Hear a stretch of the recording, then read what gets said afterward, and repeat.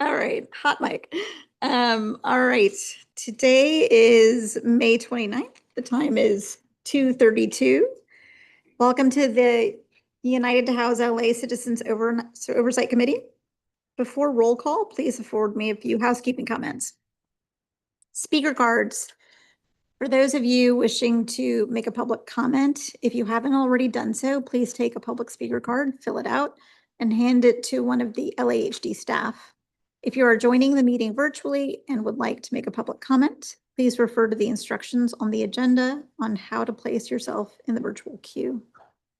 Speaker time. Do we have any speakers? Joe speaking?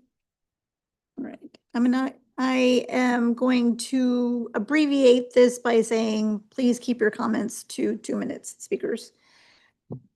For translation, if you will be utilizing simultaneous interpretation to prevent interruptions to our speakers, I'm sorry, we will be.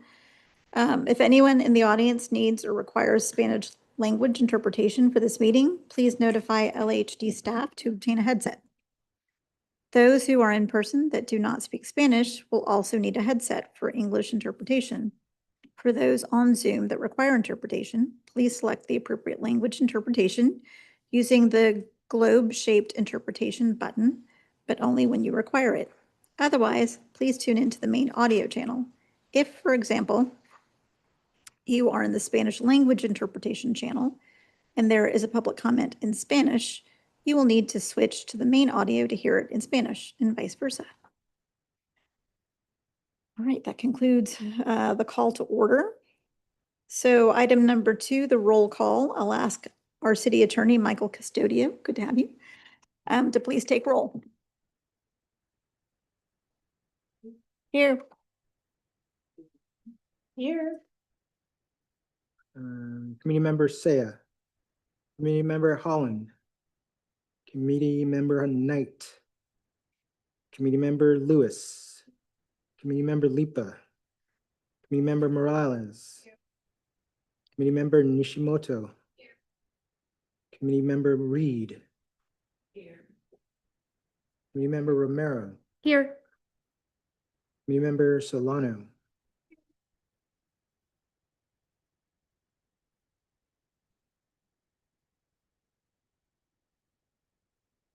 Brief recess real quick. Yes. 1 second while we talk about quorum.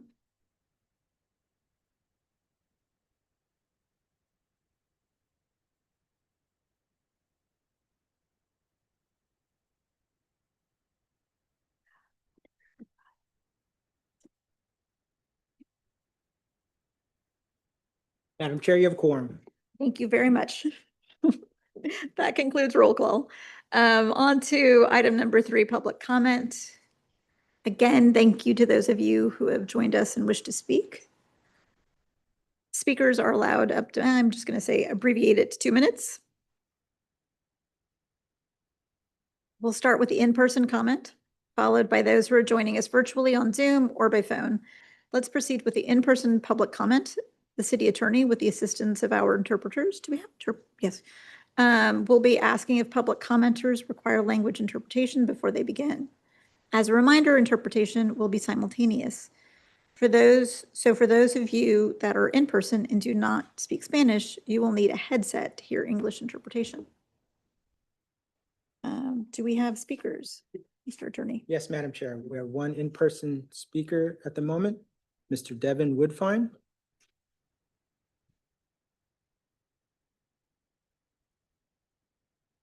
Hello, my name is Devin Woodfine, and today I'm here to talk about my journey dealing with the harassment division with LAHD. I've put in over 5 starting from 2024 in regards to reduction of services, harassment, illegal rent increase, and an illegal eviction. And I've had various different investigators, both senior in LHD, and they have denied and discriminated against me, saying, you know, because you're on Section 8, we can't give you a reduction of services. But when I, started to come here and talk about that, investigator changed his tune. And I asked him, for over a year, I've been having the same complaints. And it's not until I started to go and speak with people higher up in LHE have you now told me that I was supposed to get that.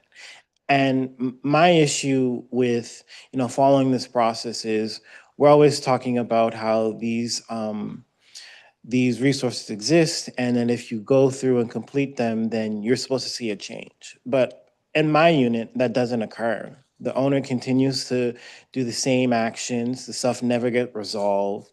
The workers close out my cases, even though the action is still pending and it's continuous. So I want to say that I think we have to look somewhere differently, where we can't keep looking to LHD to resolve things when they have a culture of, we're not going to fix this. It's really up to the tenant, and we're going to side with the owner. I've had to report multiple of them and continue the escalation process, and these are things that I'm entitled to.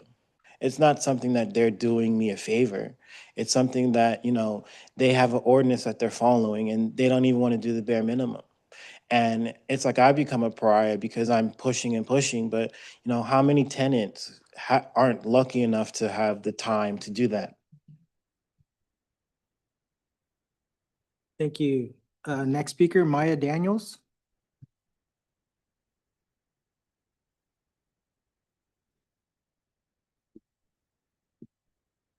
Hello, can you hear me? Yes. Okay. Hi, my name is Maya Daniels and my pronouns are they, them. I'm the policy associate with the Transitina Coalition. I was here last month to give public comment virtually to see if you'd be open to meeting with our organization's policy team to discuss a possible helpful and long-term housing subsidy for our most housing vulnerable Angelenos. This fiscal year, our organization has 2 policy priorities that we've been advocating for since late last year.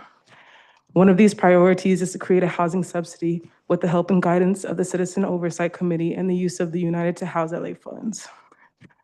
This fund would be meant for transgender, gender nonconforming, and intersex people, seniors, folks with disabilities, the formerly incarcerated, and immigrants who don't qualify for other housing programs and services at the city level. An amalgamation of support to stay housed, cater to our most vulnerable communities and those who are most deserving of these funds. I have for each member of the COC the business card of my supervisor, B. Curiel, if you're in need of getting in touch with our offices. I'll also be available after this meeting to be able to get members' business cards and contact information so that we might hopefully set up a meeting to collaborate further and discuss details into our hopes of this policy priority. Thank you. Thank you. Do we have virtual? We have no further in-person public speakers and nobody online. Nobody online? Okay, so I'd like to open it up to responses or not responses. Your questions or questions from the COC? No questions? I'm just gonna make comments then.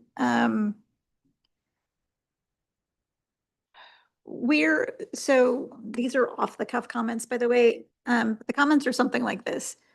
We're in this very unusual position where where the city's budget is just tanked, including staffing for LAHD. But ULA provides a really unique opportunity and circumstances for staffing at certain levels, including tenant anti-harassment. And so we, as I understand it, are going to be soon engaging in conversations about how to reconcile those two things. Because I agree, like we did this specifically so we could have funds for this, and we have them. And we need to be able to certainly work with the city, but also, and understand that where they are with the budget, there's some processes that need to change because we have this money available. So just going to say that. Okay. And then I want to make a comment that Ms. Daniels, yes, we need to have that meeting with your organization. I think there's some language in the subsidy guidelines that's coming out that already includes your population, but we need to be clear with you about that. Okay, so I think that's all I'm gonna say, unless anybody has any additional comments or questions. Okay, Just wanted to yes. say thank you. Yeah. We need people to speak up and we need to hear what's going on, and thank you. Thank you. Thank you again. Okay. I think that closes the public comment portion. And we're moving on now to item number 4, which is introductions, which is the chair's report, including introductions. And then, so I'm so pleased to introduce Jeannie. Okay, thank you. Jeannie Nishimoto for seat 9. Seat 9, as you may remember, was filled by Deepika Sharma. Jeannie is the executive director of the UCLA Veterans Legal Clinic, which provides legal assistance to veterans, caregivers, and families. Her primary area of practice are issues related to homelessness, housing justice, and access to government benefits. Nishimoto was previously a supervising attorney at the Inner City Law Center, where she provided holistic legal services to individuals who were unhoused and were at imminent risk of homelessness in Metro Los Angeles. Prior to joining Inner City Law Center, she worked at the Legal Aid Foundation of Los Angeles, first as a staff attorney and later as a pro bono training manager. In her practice, she advocated on behalf of low-income clients and communities through individual direct representation, affirmative litigation, and policy work. As the pro bono training manager, Nishimoto oversaw the Pro Bono Training Institute, a statewide collaboration that provides trainings to pro bono volunteers throughout California. Her focus was on leveraging technology and volunteers to close the justice gap. Welcome to the COC, Jeannie. Would you like to say a few words, even though I've just gone over your bio? Sorry about that.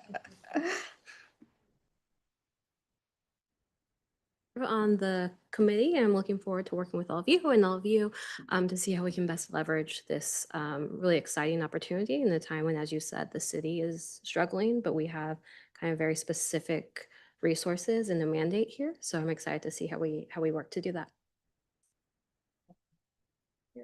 We're so excited to have you. Okay, so I also wanted to announce that we have 3 members rotating off the committee.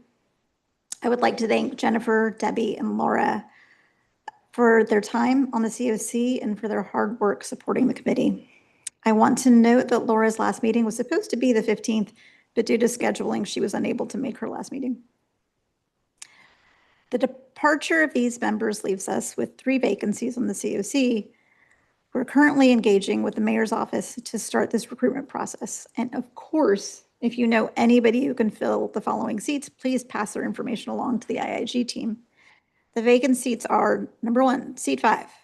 This is the Housing Development Preservation and Finance seat, which was previously held by Debbie Chen. As a reminder, the seat's qualifications ask for an individual with at least 5 years' experience in nonprofit community land trusts or community development corporations.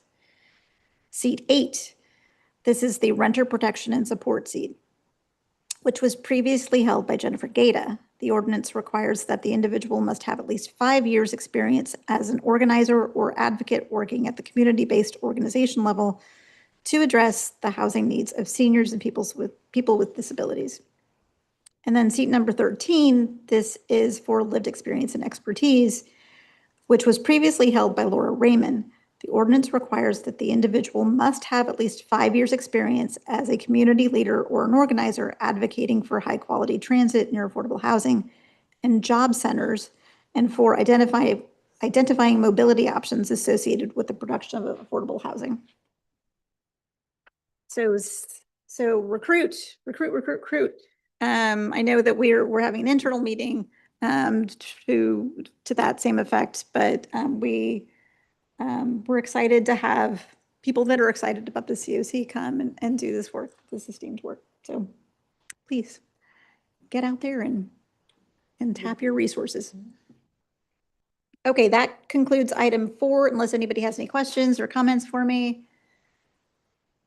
Okay, item number 5. This is the ad hoc report out. And so I'll be calling on the ad hoc committees to give a brief report out about key conversations from their meetings. Unfortunately, I'm giving these ad hoc communications for 2 of the groups, which is the town hall and the communications ad hoc. I say unfortunately because I'm sure you're tired of hearing my voice. So, but these groups are doing great work. So first, the town hall ad hoc. The town hall ad hoc committee has met once on May 16th since the last COC meeting. We'll be submitting a reservation request for the community center at EMJ Park for December 3rd and December 4th, or December 4th. So this is our annual town hall meeting. It's where we talk about assessments, ULA assessments to date, as well as bring the community in and also provide for community resources, access to community resources. Okay. We've begun drafting potential organizations to be invited to be part of the resource fair. And we've begun to think through activities in the structure. So that's ad hoc number 1. Ad hoc number 2, the communications ad hoc, has met once as a body since the last COC meeting to discuss the COC marketing and press releases, and once with Stay Housed LA to discuss branding on Stay Housed LA materials funded by ULA. Those conversations are ongoing. The conversations were great and really enlightening. So good talks all around. And then for the governance committee, we have not met since the last COC, so there's nothing to report there. Thankfully, it closes item number 5, and so I can turn it over to somebody else. Item number 6, which is the Interim Inspector General report. And Abigail, I think that you are to be called up to speak about this. Thank you, Madam Chair. Yeah, so just a few things on the Interim Inspector General's end. First, we're working on preparing the COC budget for the next fiscal year. We are working to engage the Governance Ad Hoc Committee. So if you're on that committee, you should have seen a few calendar holds come through. More information will be provided soon, but we're also engaging LAHD to prepare and review the budget to get everyone's thoughts and feedback before we present it for your approval during the July meeting. And then last reminder, just to submit your Form 700s. If you haven't done this already, the deadline was extended to June 2nd. Reach out to us if you have any questions, but it's super important that all members are able to submit that because there are fines associated if you do not submit on time. So please let us know if you have any questions. And with that, I'll pass it back to you, Madam Chair. Thank you. I think there's also an ethics workshop that some people might have received a notice for, so get that done as well, if you haven't already done so. That closes item number 6. We're moving on now to item number 7, which is the LAHD report. And I will now turn it over to LAHD staff collectively. Callie, thank you.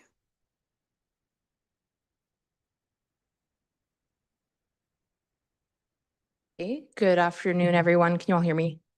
Yes. All right. Good afternoon, and welcome to our newest member. Great to have you on board and pleased to have you join us. My name is Callie Hardy. I'm a Senior Housing Planning and Economic Analyst with LAHD, providing our update for this month.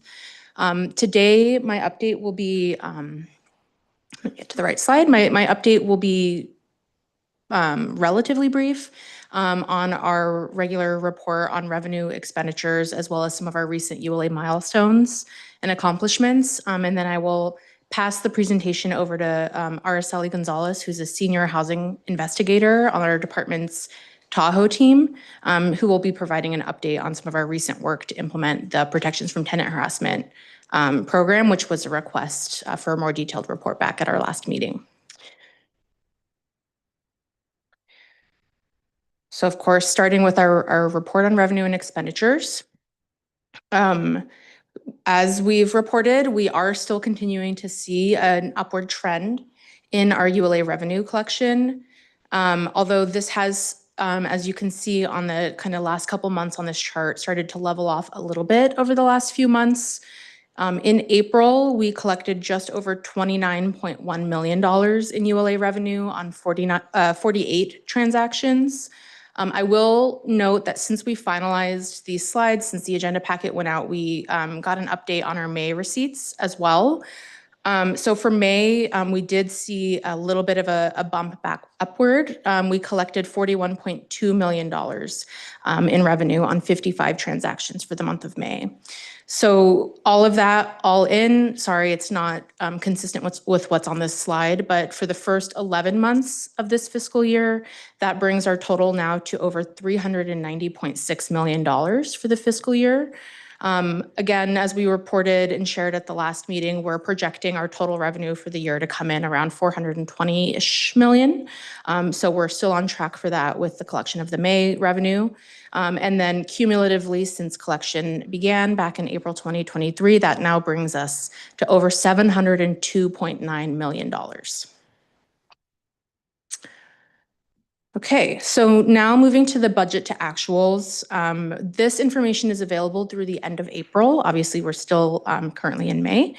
And as I noted in our last meeting, these slides do include encumbered balances now as part of the reporting, in addition to the regular report on expenditures. Beginning with the affordable housing programs, since our report last month, we do not have any changes to report here. As we've shared previously, funds that were allocated to the multifamily affordable housing program are beginning to start to be spent down as our Accelerator Plus projects are moving through the process and beginning to draw down on their awards.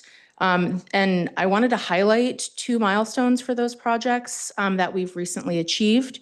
Our Peak Plaza the Peak Plaza project, which is a 104-unit project located in Council District 9, had a groundbreaking ceremony late last month, and so is going to be beginning construction on that project.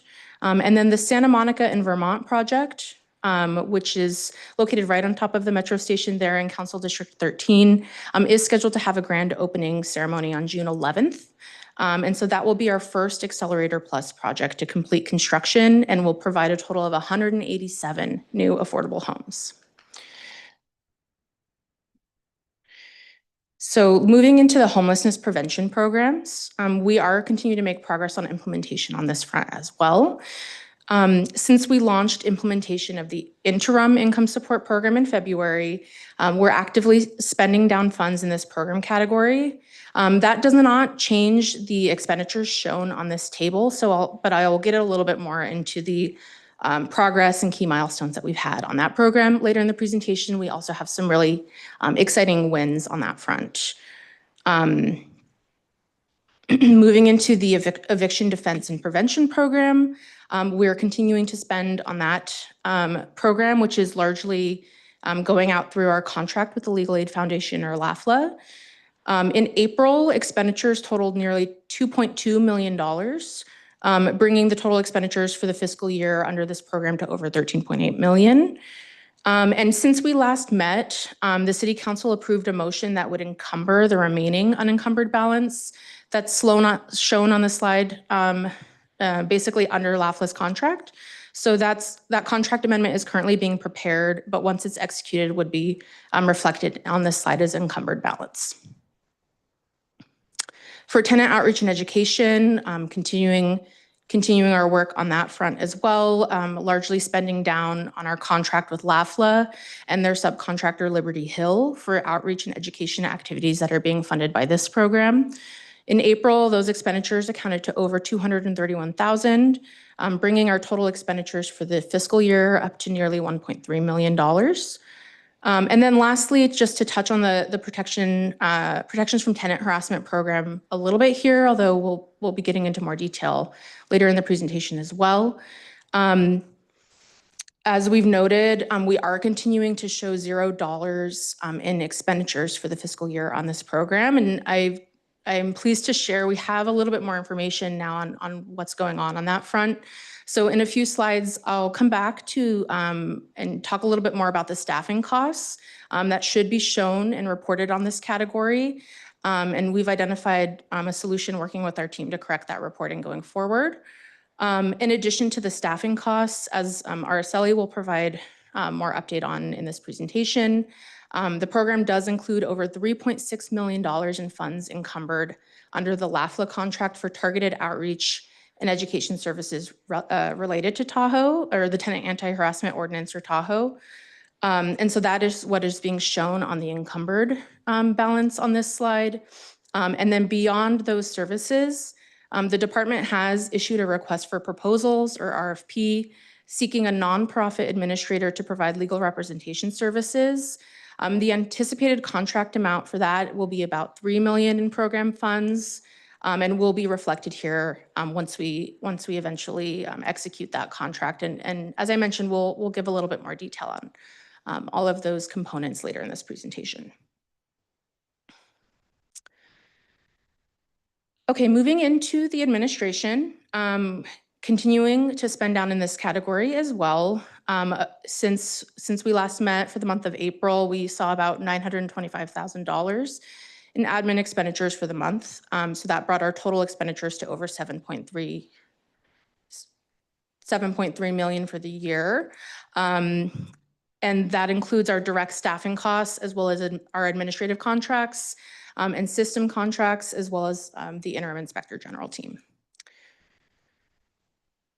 So I alluded to the staffing under the protections from tenant harassment category.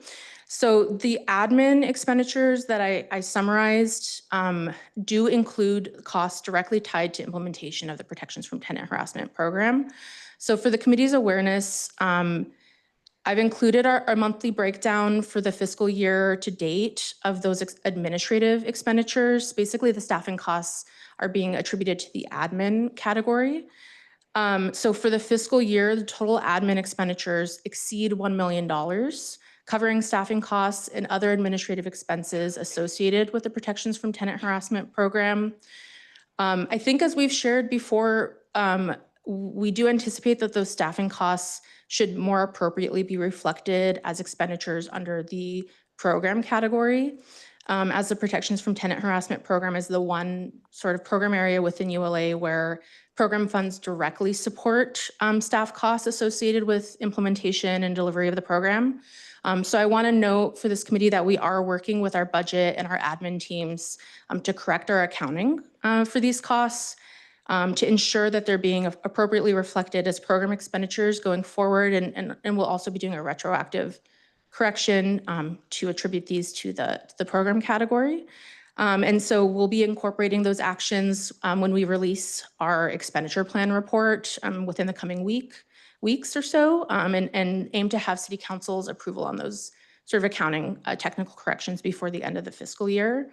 And so following that approval, our regular reporting to the committee will show those as reflected as program expenditures going forward. So I just wanted to provide that clarification because I know we've talked about this in prior meetings quite a bit.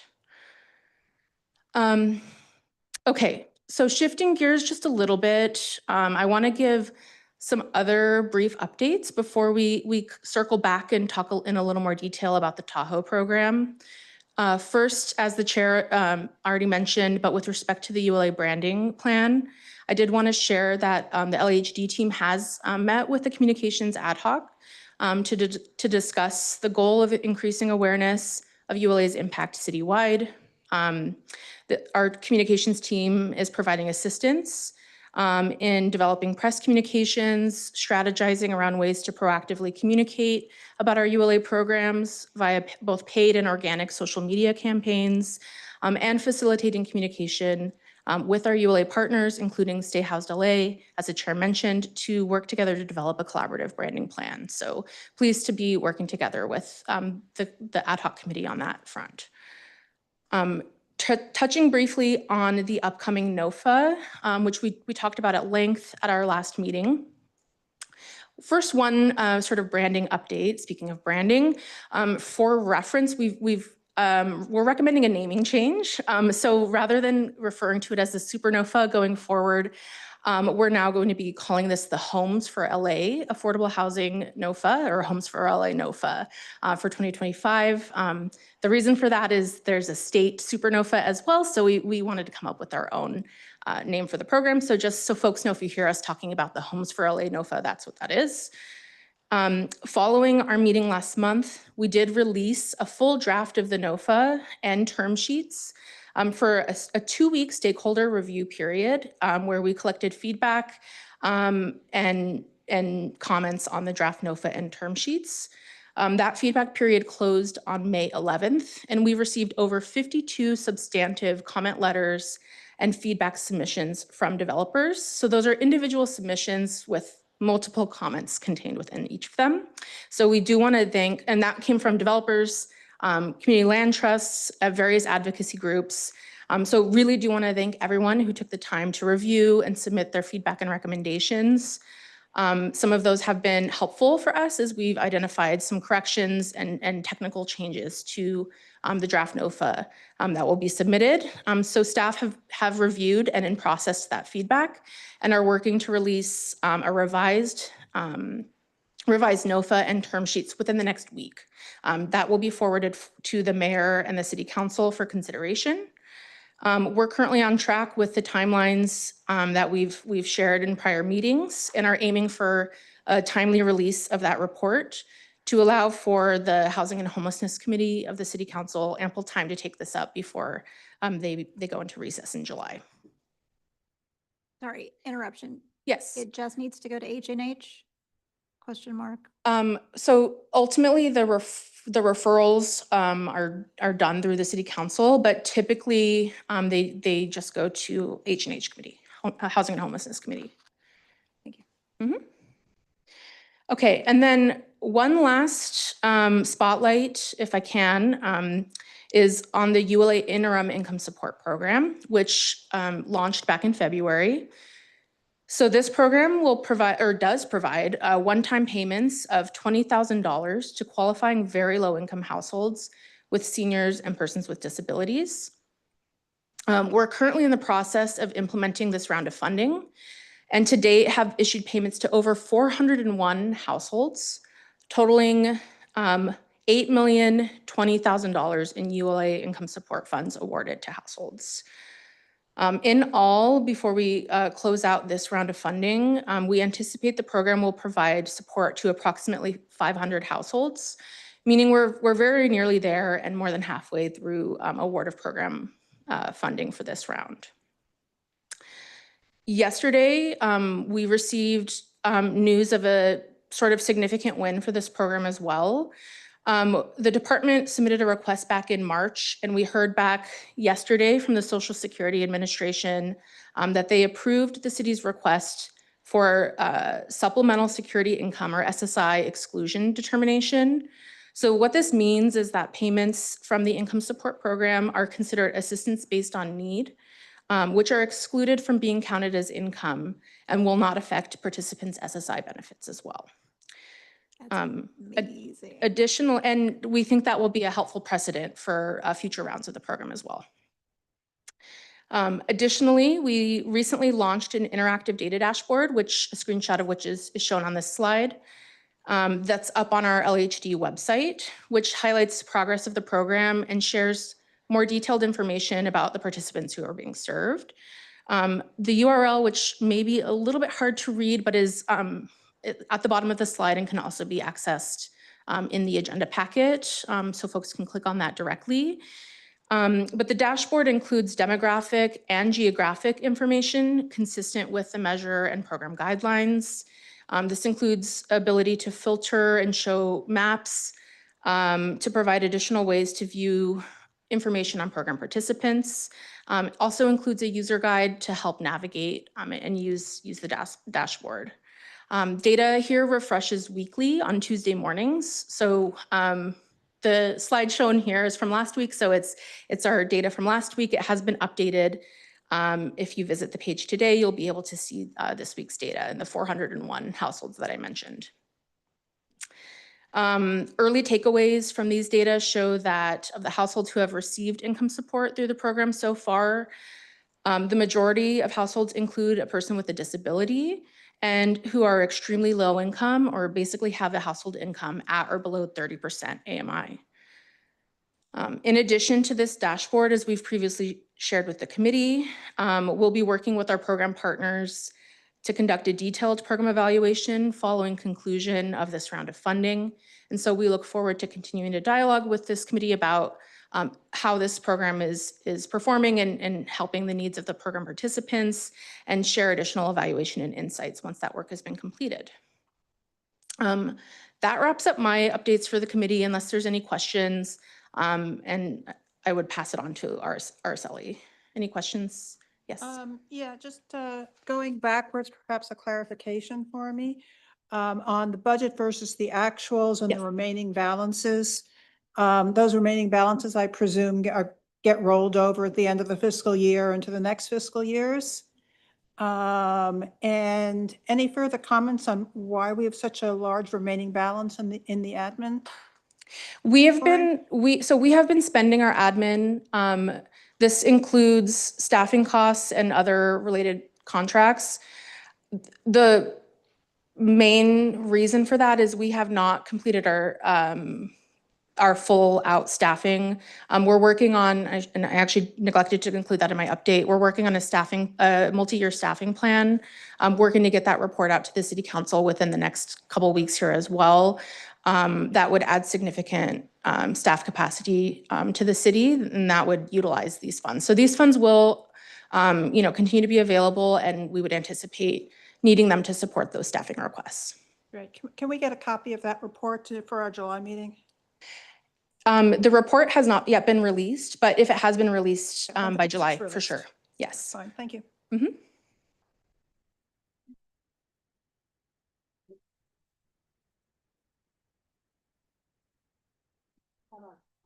First, I want to say thank you. Thank you for your update. That's okay. I have some clarification about the income support for rent bonding. That is remain balance. That means it's going to start for the seniors on disability. When is going to start to giving that? Yes, so the expenditures that are shown on this slide are related to the interim income support program, which is, if you recall, using the 11 million that was rolled over from fiscal year 23-24, our initial expenditure plan, the 14.6 roughly million that was allocated for this current fiscal year. We've been working with program partners, Community Investment for Families Department, or CIFD, to issue a joint report with recommendations for the next round of the program funding. If this committee recalls, several months ago, we talked about and the committee recommended a framework for a prioritization structure for the next round of program funding for disaster relief, and specifically households impacted by the wildfires back in January. So that report is very nearly finished as well, working through review with management in the two departments. And we anticipate that will be put forward to the council this summer as well. So that would utilize that remaining balance from this year's allocation. Okay. I mention only because this is something like with the cuts in the budget with the CD, and we know about the seniors and disability, they are going to cut for the Medicaid and other things. How important this reminding to put as soon as possible for the seniors and disability in LA? That is my question, and that is the reason that I'm calling, because they are the most vulnerable and needs community too. Yeah, we definitely feel the urgency, and thank you for highlighting that. Thank you.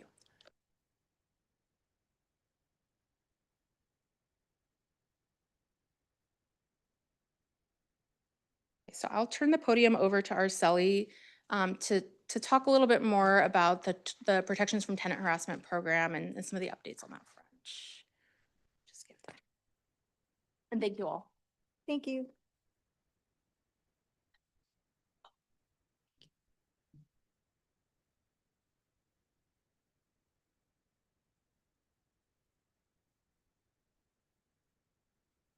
Good afternoon, and thank you for giving me this opportunity.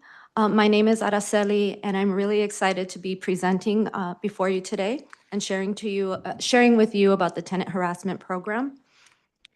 I help manage the Tahoe Task Force, and the program updates are as follows in these next 4 points.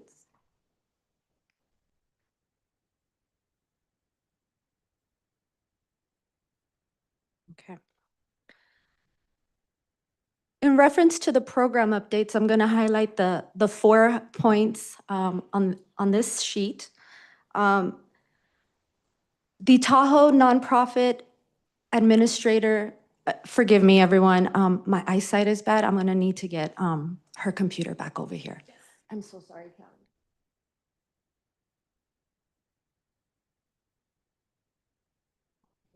No, it's okay. Oh, yeah. Yes.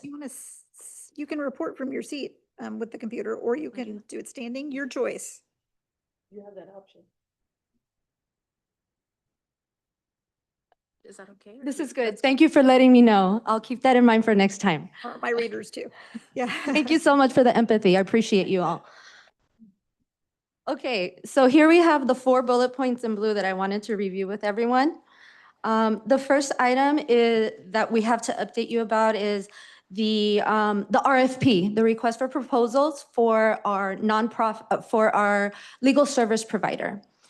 The request for proposals was released on April 7th last year in 2024. And we were seeking civil litigation of Tahoe cases through a private right of action. So that was April 24th. On April 24th, 2025, the proposal conference was held. There were 12 attendees. And then right around the corner on June 2nd, 2025, is the proposal deadline. Then with reference to the education and outreach piece, that is underway right now. We have an EDP contract funded for right around 3.6 million. That's $3,658,596.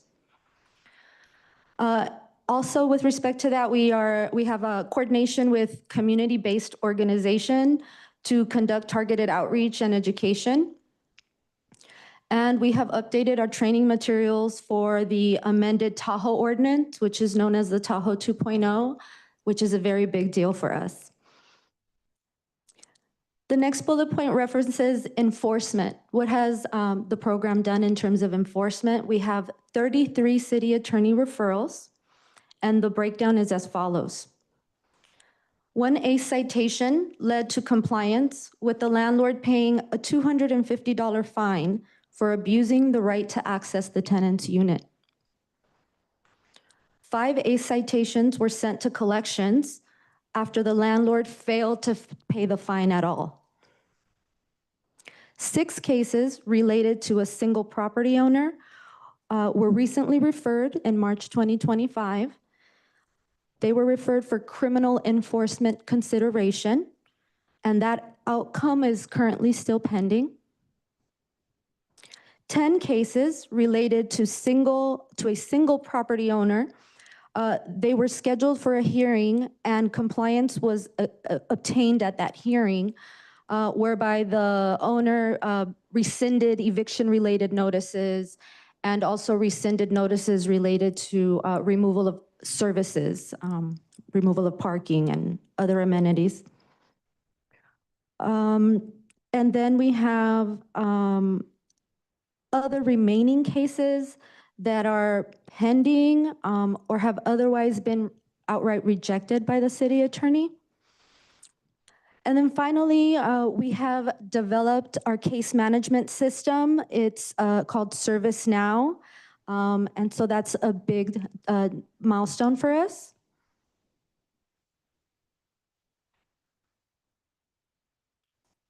Next slide.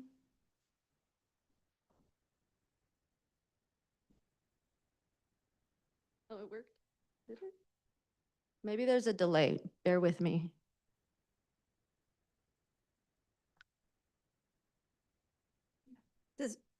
Isn't Michael controlling the? Go ahead. Oh, yeah, this line should be on, yeah. Sorry. Yeah, it should be. It's the one after this one. Yep. Thank you. Yes, please. Thank you for your patience. This next item involves the Tahoe complaint process. So that is the investigation of. The first step for the Tahoe complaint process involves a complaint submission. And that is when the tenant files a complaint with the rent unit or a habitability complaint with the code enforcement unit. And at this point in time, if the housing investigator or if the inspector observe a probable Tahoe violation, the case will be referred to the Tahoe unit for further investigation and enforcement. And here, probable violation would imply, or it means that the tenant submitted evidence, that there's just otherwise evidence to substantiate a violation. And then the next item is that the code senior inspectors who are part of the Tahoe Task Force, they receive reports bi-weekly basis. They receive these reports, and these reports identify properties that have a component of either a rent complaint or a habitability complaint open. So those cases are reviewed proactively for possible pattern and practice of harassment.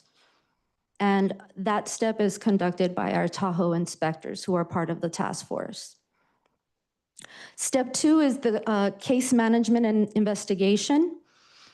The Tahoe case is entered into our new case management system, and I'll touch upon that later on in the presentation.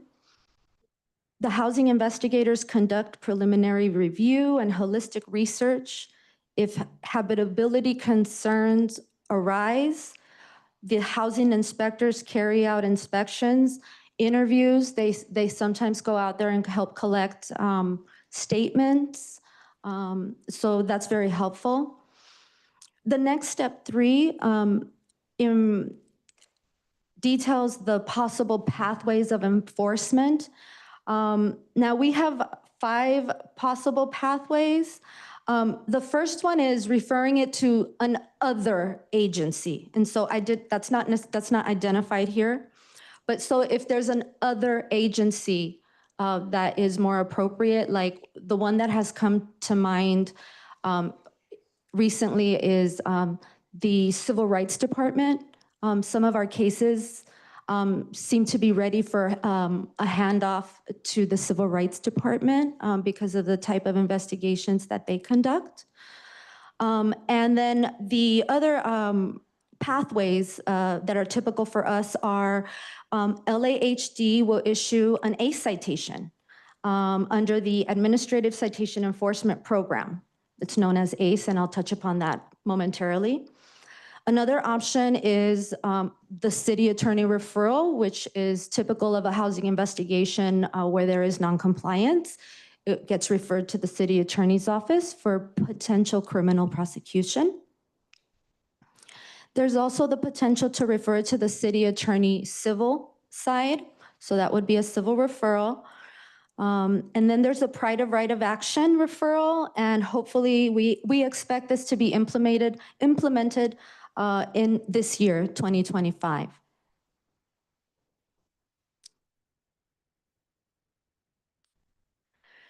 In this next slide, we are reviewing the Tahoe citation violations and fines. And this is the item I referenced, which talks about ACE, Administrative Citation Enforcement, ACE for short.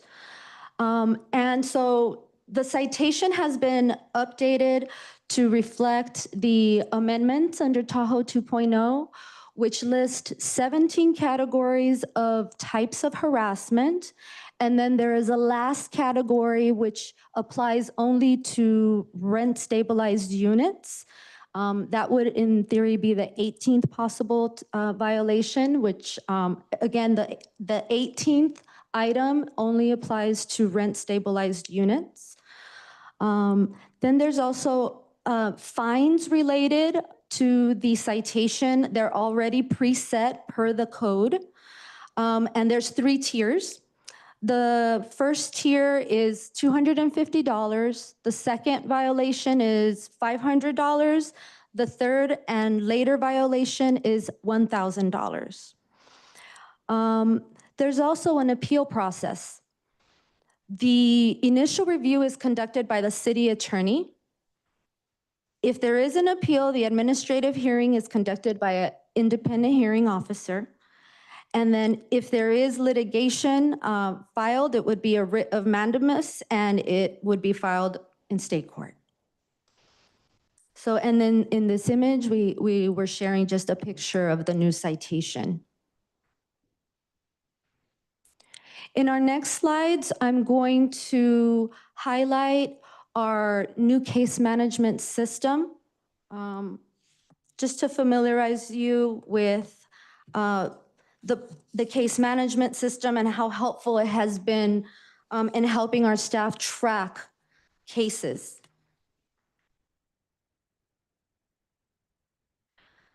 So the first item I wanted to highlight is that this new case management system allows for easier access to information and research.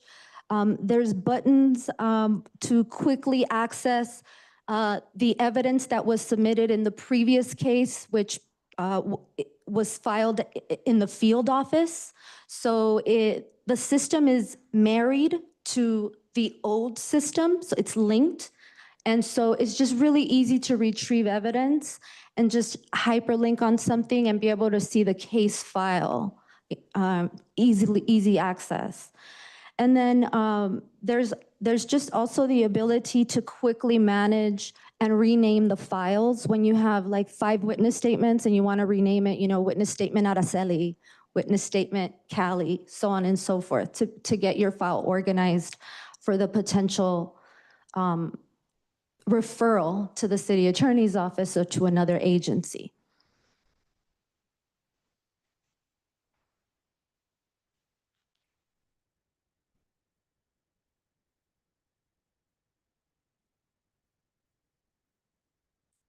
And then this slide quickly we have the ability now to quickly identify what party we are speaking with.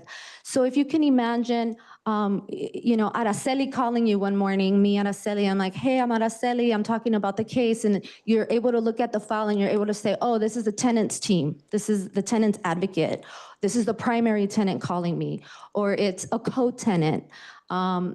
Who this person is relative to the case file is very helpful. And then in addition to that, just the ability to quickly switch over and add another person there's just so many people involved in cases sometimes when people want to help out the tenant. So you want to be able to track who you're speaking with and that you have permission to speak with them, et cetera. So the system is very helpful and fluid in that respect. And then moving on to the next slide. This quickly highlights the current Tahoe 2.0 amendment, which flags now the 18 categories of types of harassment. The first 17 types apply to all residential units in the city of Los Angeles, and the 18th item is only to rent stabilized units.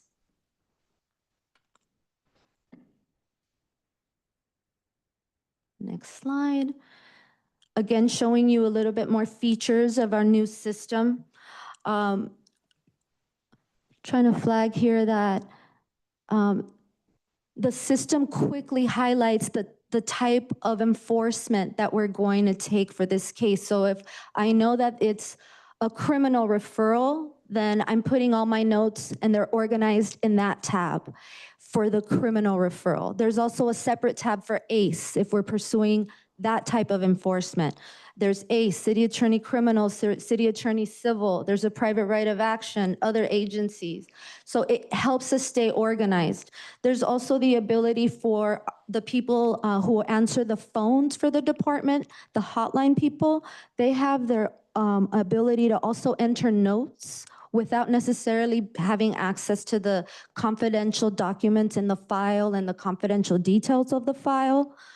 So I can see that somebody may have been tried to reach out to the public counter or came and visited the field office. They'll enter notes in there, and we're able to quickly retrieve the data and receive information, communicate almost in real time.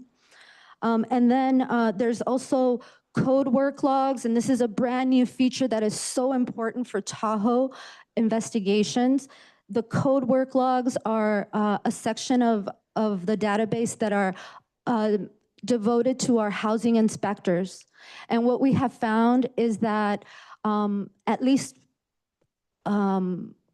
I would say maybe a good third of our cases are married or just involve habitability problems, involve issues that our inspectors are key to be able to observe that, to be able to document those types of observations that they see with respect to the structural integrity and habitability problems at a building, at an apartment complex. So there's a section devoted just for their notes, and that, again, that helps us stay organized.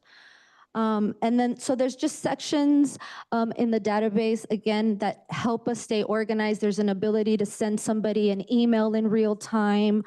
There's the ability to do canned emails or just free-flowing fluid emails in real time. So it's just very, very helpful. And I'm going to move on to the next slide, otherwise I'll keep talking about the system. One of the great features has to do with the reports and the dashboard. So we're currently still working on the granulars of the reports, but what we see is just quick, easy access to how many cases are going to go down the trajectory of maybe ACE enforcement versus criminal referral enforcement. And because we're exploring the civil enforcement so much right now, we're looking forward to further enforcing via the ACE program. We would anticipate that that more and more of our cases are going to be in the realm of ACE citation, but that is to be determined. And I think that is the last slide. Questions or comments? I want to comment by saying I'm so glad that you're excited about the system. Like the fact that you are speaks loudly for its need. So I'm going to open it up to my colleagues. So you taking tons of notes. Oh, yeah. Okay. Well, earlier on, and thank you so much.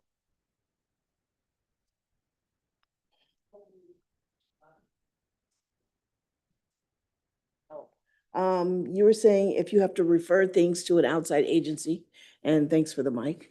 What other agencies would you be referring to, and what type of cases would that be? The one agency that comes to mind right now, because I have communicated with them, is the LA Civil Rights Department.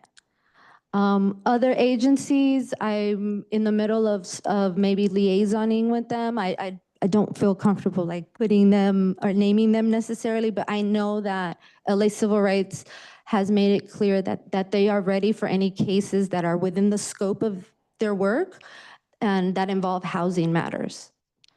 Okay, would that it also, trying not to put anyone on the spot, if you find that there's some elderly and there was some actual elder abuse taking place, are they one of the participants as well? You know, the agency that comes to mind is the Department of Aging. As a housing investigator, before the Tahoe ordinance was barely probably being dreamt up or drafted, when that was before the Tahoe ordinance, we would still reach out to the Department of Aging for that kind of a scenario, or at least I have. Oh, there's also HRC, depending on the issue.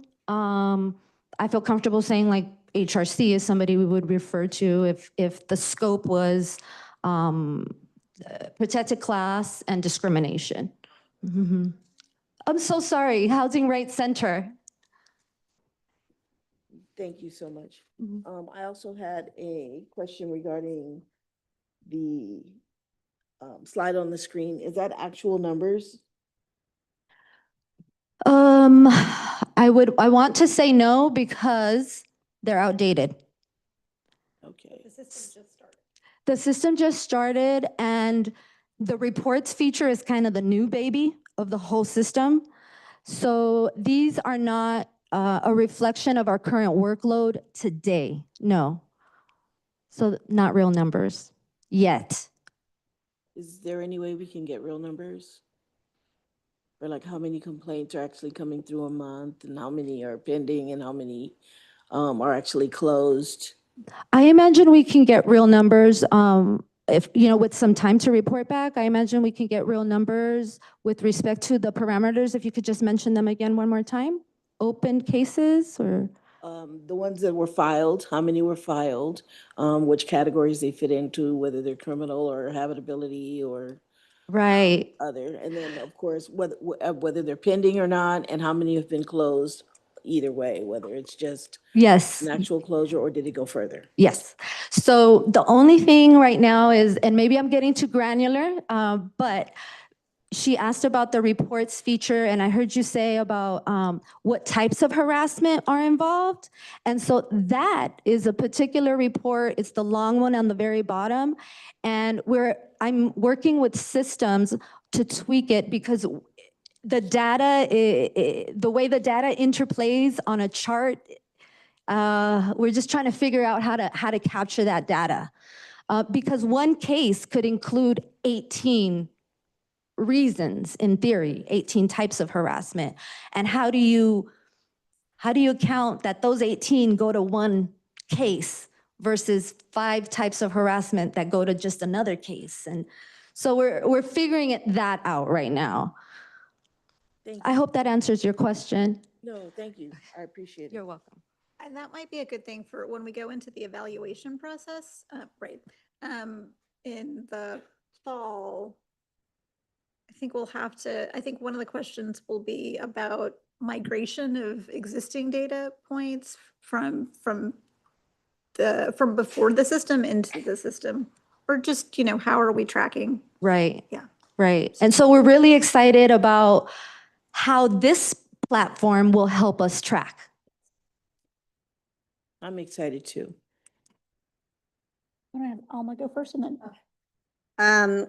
Thank you so much. It's very exciting to have this in only one place to see all the different things. But I have a question about if this is not actual numbers. I'm curious, like, because it's on CD district, right? The CD district is or what does mean CD? CD, that one is a council district, so it should account for example, Council District 1 has however many cases, Council District 2 has however many cases, so on and so forth. But we have we miss if no is there the District 15 is because they didn't have any case? Right, if there would be no, assuming that that's all, because in the system, you can still scroll to the right. Oh, okay. So it could be that I can't show the full screen. Okay, that's good. Okay. And when is going to update these numbers? Because it's interesting to know in what district is it. Absolutely. So that's a high priority for me as a manager for the Tahoe Task Force. I'm just balancing that against also real investigation of cases that need to be investigated now. I will share with you that we recently hired a administrative clerk for us specifically for the Tahoe Task Force. So now that she's fully onboarded past probation, we are looking forward to her helping us with data entry so that our numbers can be reflective of real time. Thank you. Excellent.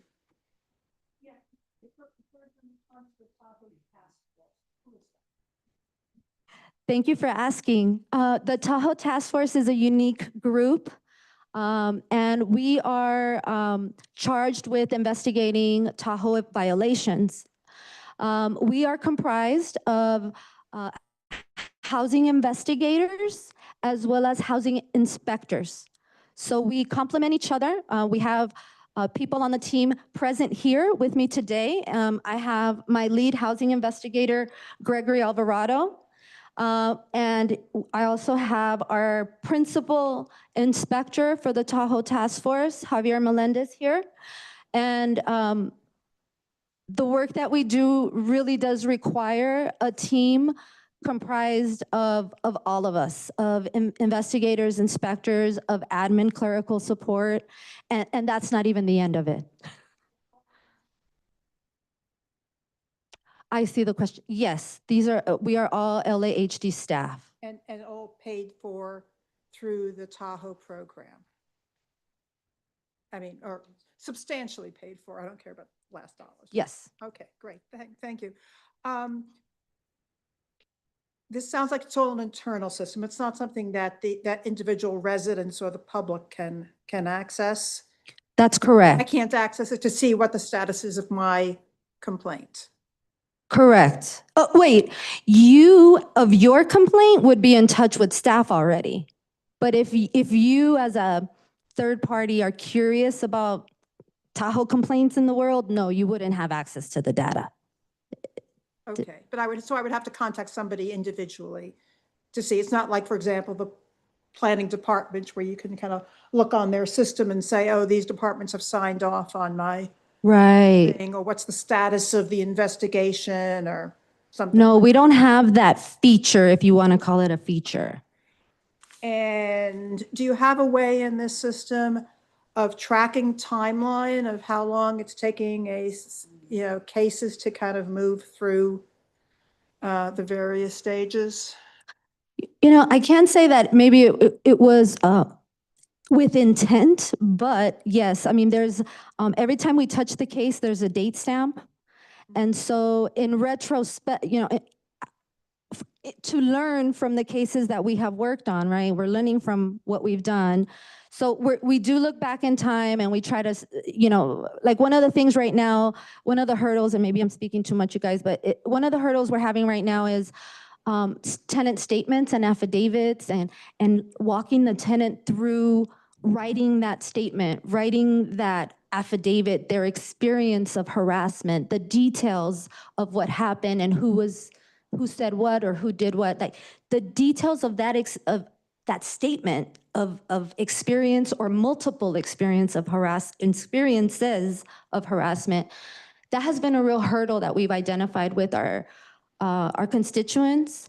And so, no matter how many times I ask you and try to coach you to write that down, we're hopeful that maybe in the outreach and education prong of our program, we're hopeful that we can perhaps train the trainer so that hopefully they can spread the word, like this is the type of document we need, for you to write down your experience, sign it and date it, so that that's gonna be your story. That's gonna help us give your narrative for the case.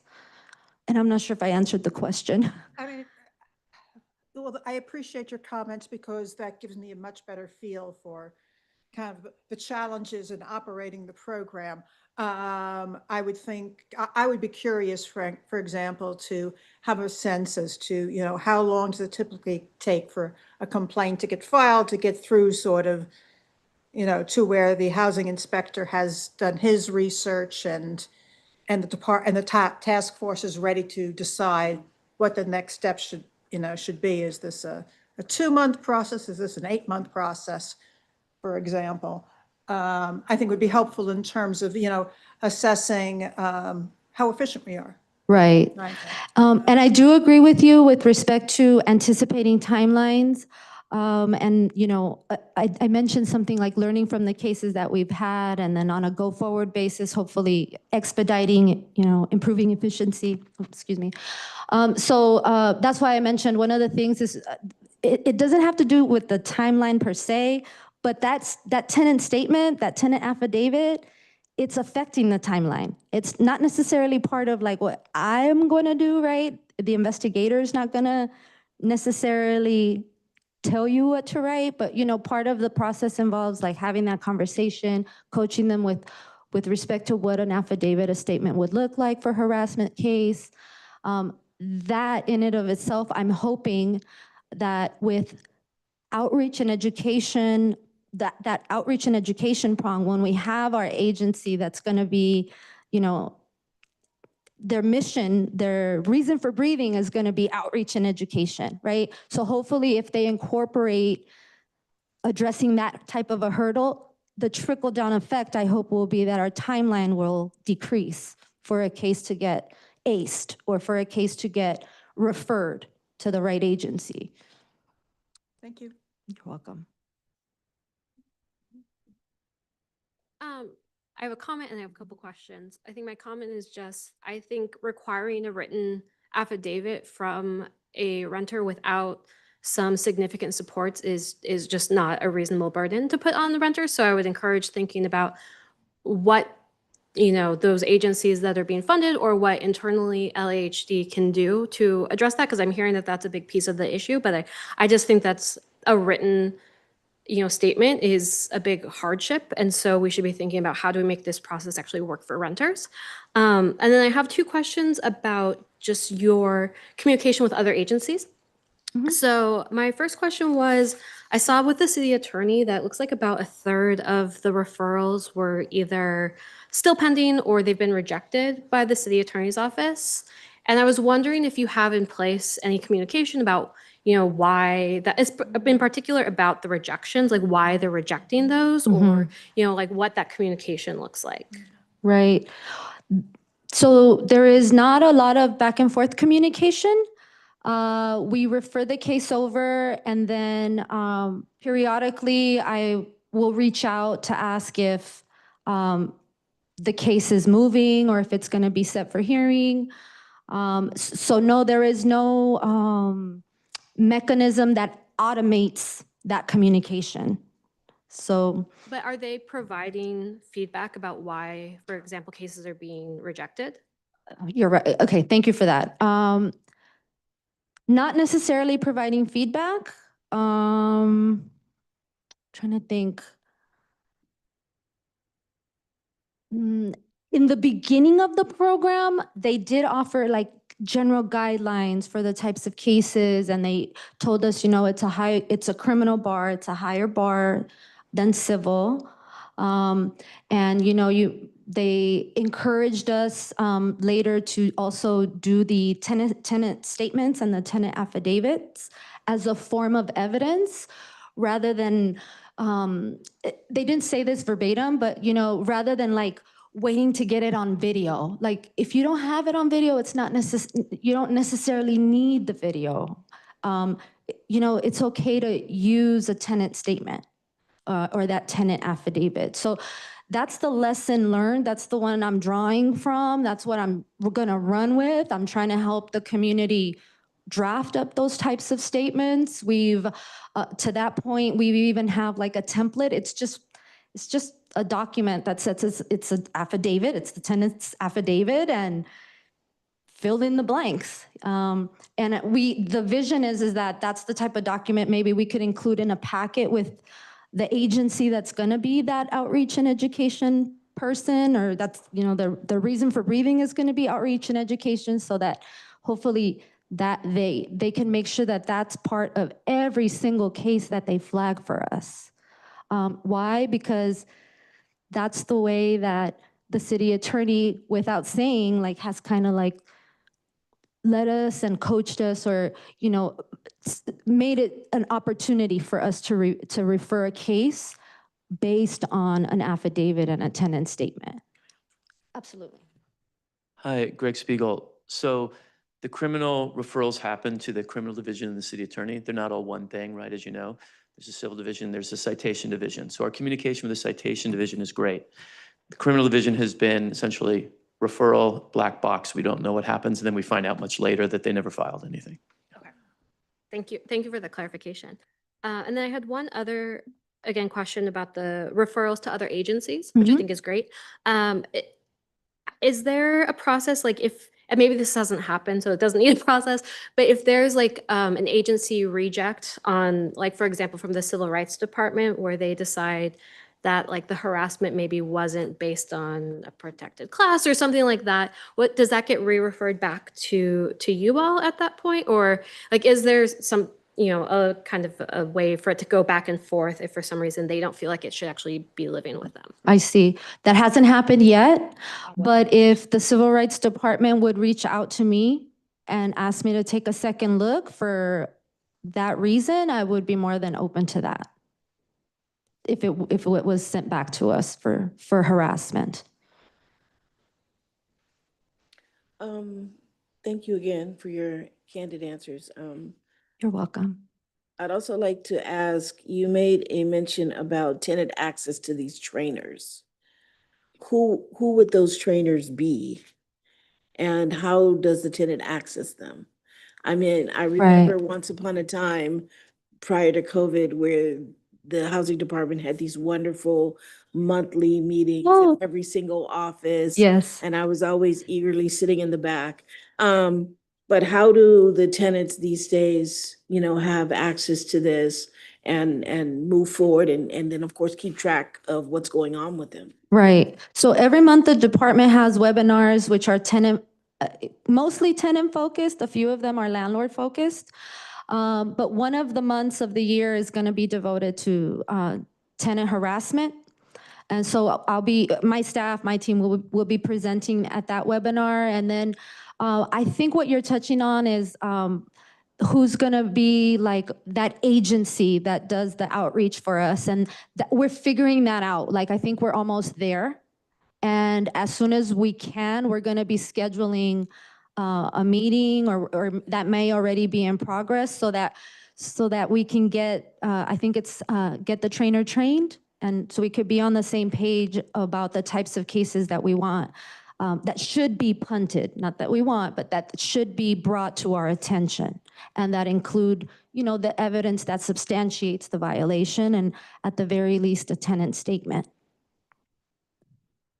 And I just wanted to know, is there a way to prioritize some of the I guess you could say some of the harassment that comes into your office, meaning I know people that don't have, heat and gas and is one level of privacy, but there's been a serious uptick in sexual harassment from management and to single occupants that are women. So would that jump the scale or do they just, continuously live in fear and then move and it never really goes anywhere because they didn't get any help? I'm so sorry to hear about that example that you're telling me about, right? That the uptick in that scenario. However, I would say that that's a kind of scenario that if you flag for us, it would definitely make it a high priority for us to address. We also deal with imminent danger situations. So we have tenants that are in their unit and the landlord or the landlord's agents are removing the roof, are turning off utilities, are removing doors, windows, walls, like literally sometimes there's just sticks and not even a real roof above their head. And that's their home. So we're so lucky to have a team of inspectors as part of our team because they're able to go out to the inspection and take the witness statement, take pictures in real time. Sometimes they do it multiple times. I'm only mentioning that scenario because that's one of the types of scenarios that we do treat with urgent attention. Thank you for that. And I know that some of your wonderful inspectors has actually done that for some of my tenants where we got there and all of their toilets were removed. They were locked out of the house and they were all in the dark. And the housing department inspector was able to get them back in with the lights on and their facilities installed by that evening. But thank you.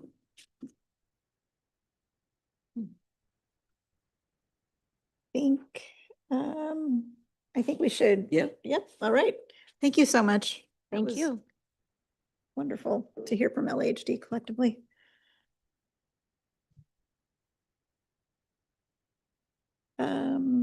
Let's see. Number 8.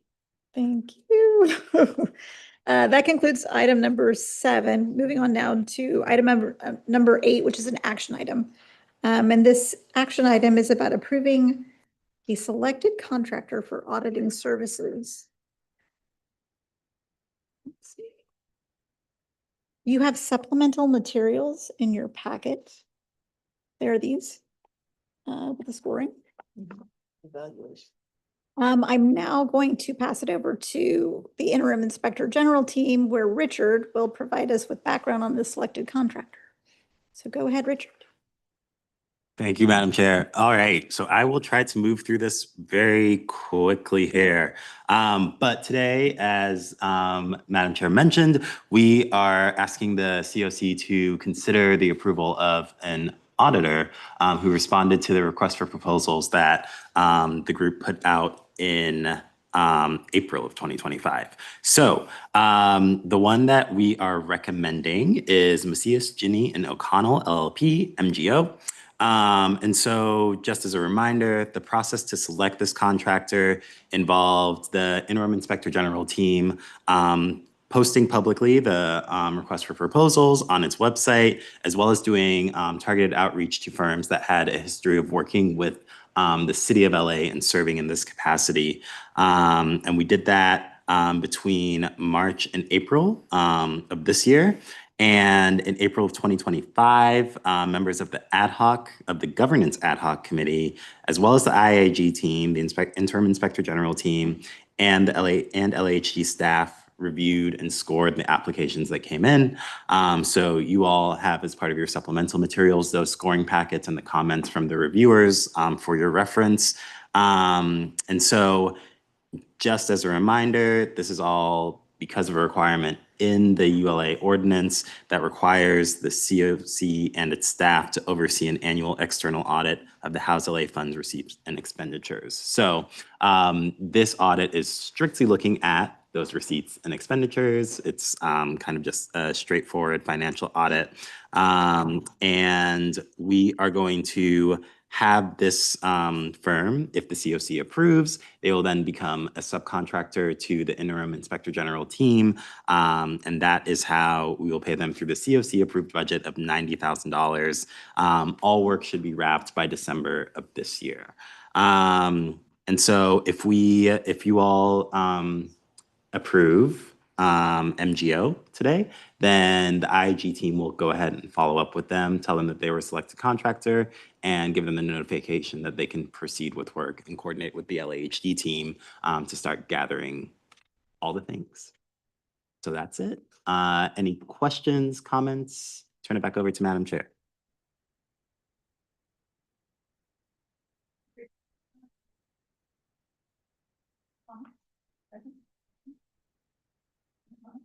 Okay. Well, shall I just go ahead and entertain these? That's a good one. All right. I'm just reviewing all of the evaluation criteria and the qualifications of MGO. And it looks like they scored very, very high in all categories by everyone that evaluated them. So with that being said, just so everyone knows, I'm going to turn it back over to you. And I'm going to entertain a motion on the selected contractor for auditing services. Do I have a move to approve from, I have not set this up. Will anybody move to approve? I'll move to approve. You got a second? Second, great. Opening for discussion. No discussion. So the motion to approve has been, I'm sorry, the motion to approve, having moved, seconded, is ready for a vote. Mr. City Attorney? Thank you. Madam Chair Coulter, Yes. Vice Chair Jones, Yes. Committee Member Lewis, Yes. Committee Member Morales, Yes. Committee Member Nishimoto, Yes. Committee Member Reed, Yes. Committee Member Romero. Yes. Ayes have it, 7-0, motion passes. Thank you. We have an auditor. We have an auditor indeed. And in several months, we'll be having the same discussion about an evaluator, a program evaluator. Yes. Okay. Yes. All right, that concludes item number 8. Moving on now to item number 9, which is another action item. We need to approve additional ad hoc assignments. So we would like to add committee members Crystal Romero and Jeannie Nishimoto to the Communications Ad Hoc Committee. I'll now open up to discussion on the floor.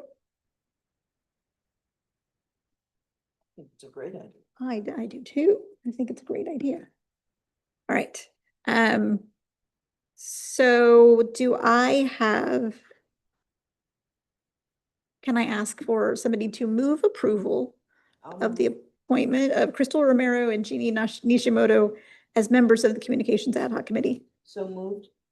Do I have a second? Second. Thank you.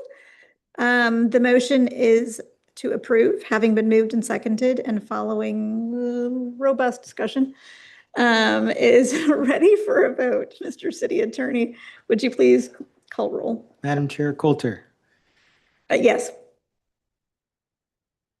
Vice Chair Jones, Yes. Committee Member Lewis, Yes. Committee Member Morales, Yes. Committee Member Nishimoto, Yes. Committee Member Reed, Yes. Committee Member Romero. Yes. Ayes have it, 7-0, motion passes. Thank you. Welcome to the Communications Ad Hoc. That closes item number 9. Moving on now to item number 10, another action item.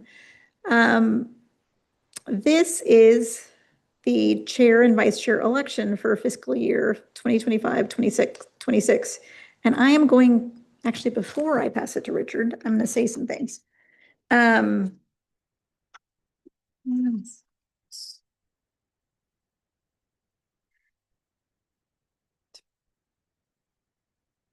So I wanted to express my gratitude for the privilege of serving as the chair of the ULA COC and humbly request that a new voice and energy lead us in upholding the transparency and predictability that voters found most compelling when we urged them to prioritize spending on affordable housing and anti-homelessness initiatives.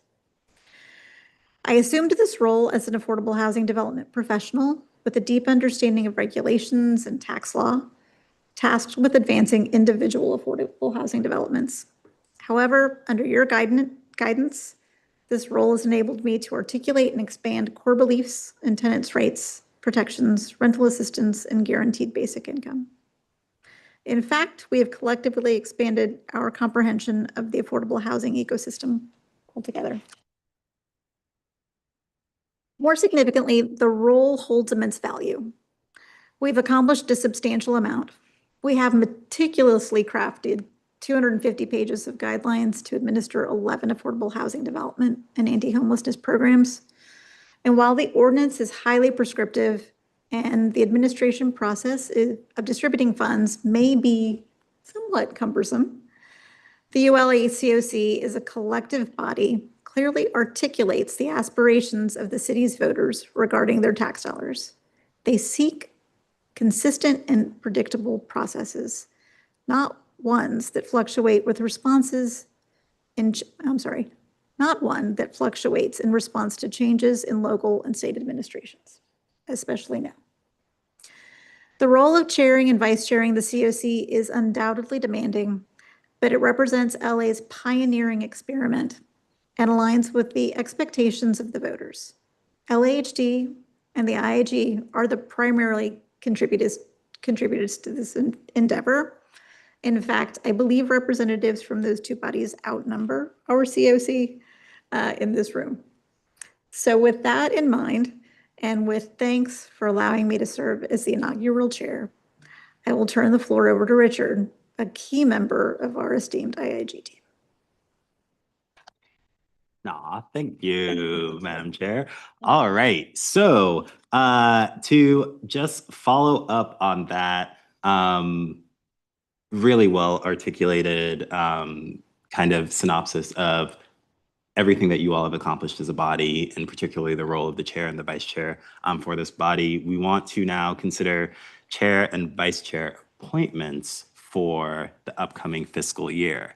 And I'm going to just give you all some context here to something that I think folks, the IIG team has had individual discussions with folks, but just to let you all know that for the chair position, we didn't have a lot of takers.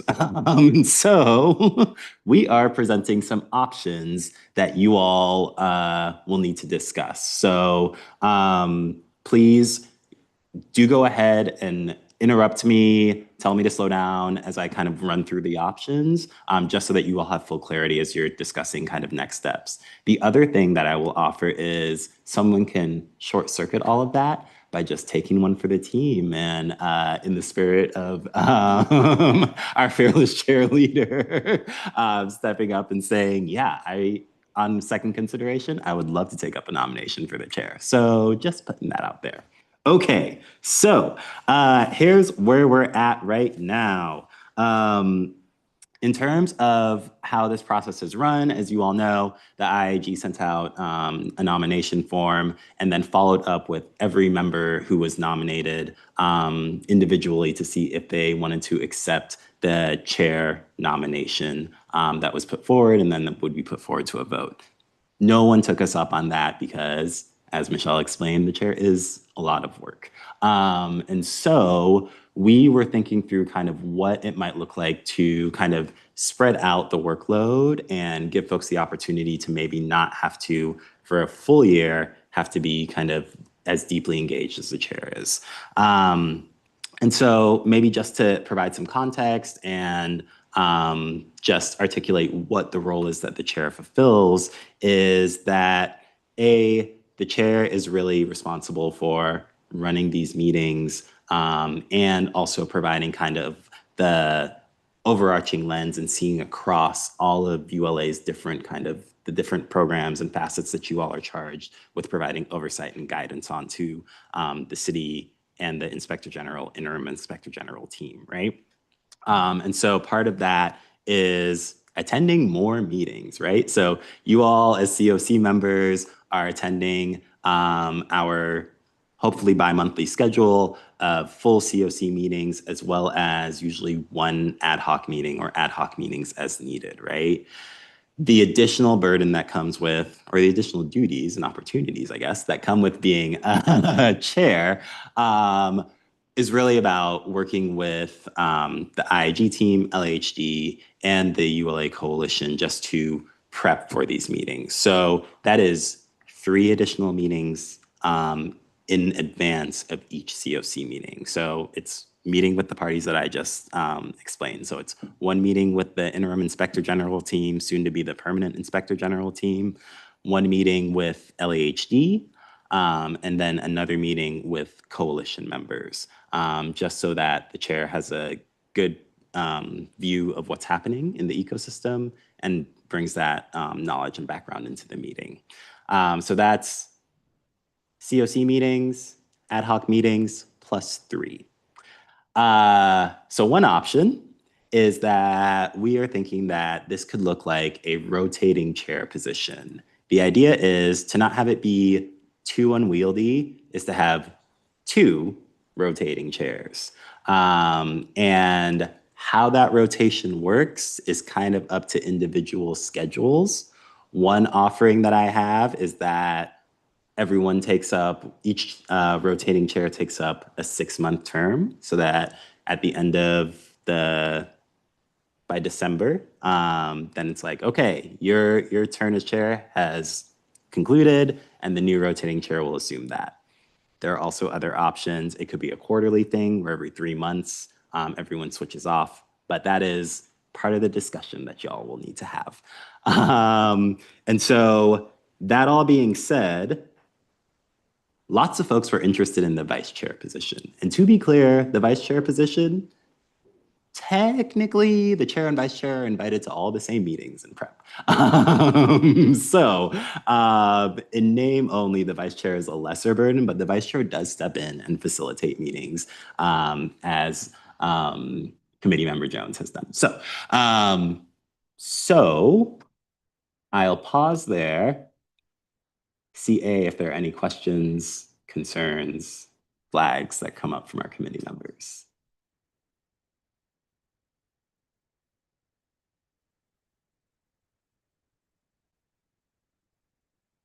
Clarification. There would be one chair at a time. it would rotate to somebody else according to some schedule, but only one at a time, and so two during the fiscal year under your proposal. Absolutely. And there would be a lot of clarity for each meeting will have the designated chair so that everyone knows if the meeting is happening in November of 2025, then in the months prior, then this individual is the one who's going to be tasked with coordinating with all the relevant parties. Thank you.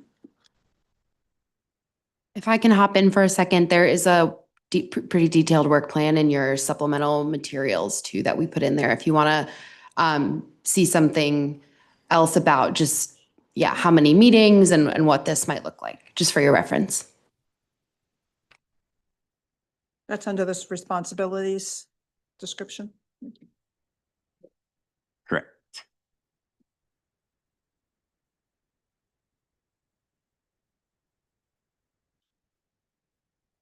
Have you spoken to any of the individuals as to whether they would be willing to take on a 6-month role? We have That would be not approved at the meeting because of takers? we haven't gotten that detail because that was just something we felt that you all needed to discuss as a body.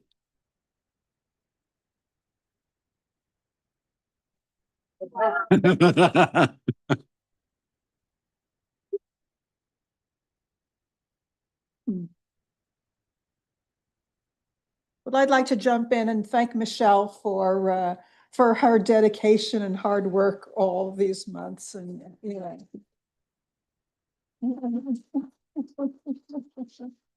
They're big shoes to fill.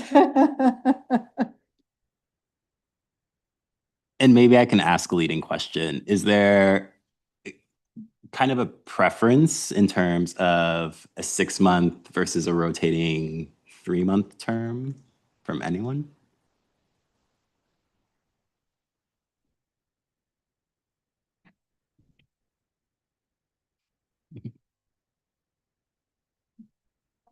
It will be, and this is further down the line, but I am not going far and will be there for full support. And if you'll have me for the vice chair position, then I can always be there.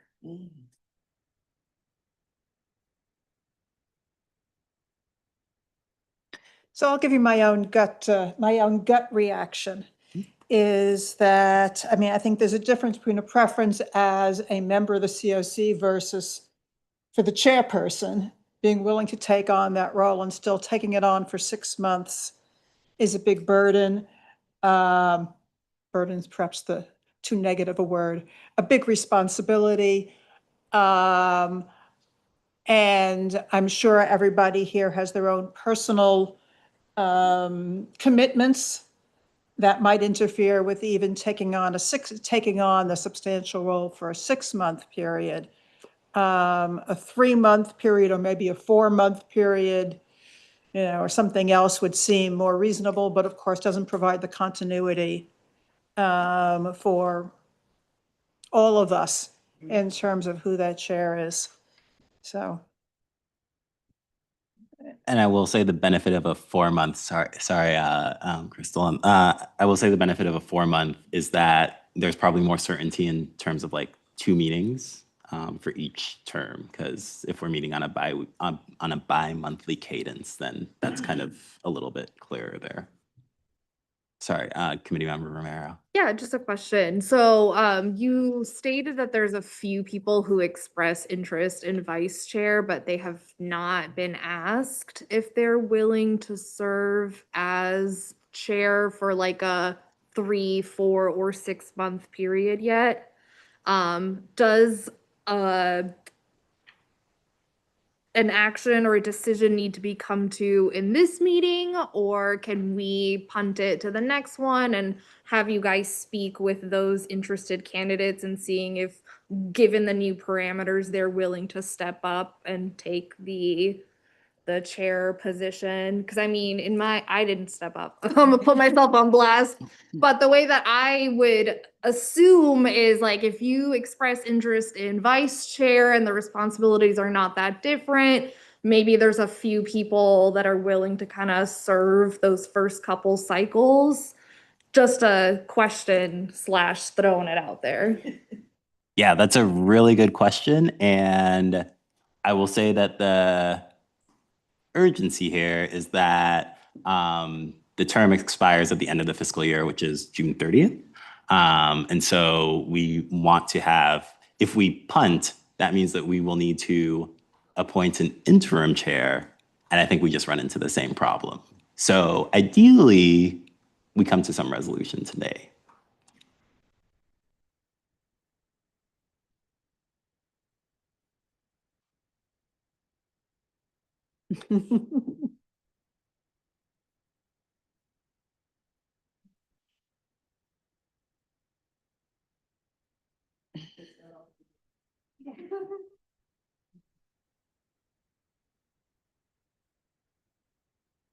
I will offer one more kind of practical reality here.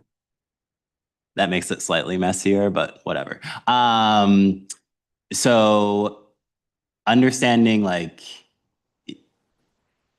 that there will be a rotating chair and a vice chair, you've essentially got 3 folks who are kind of called upon or can step in to run these meetings at any time over the course of the fiscal year, right?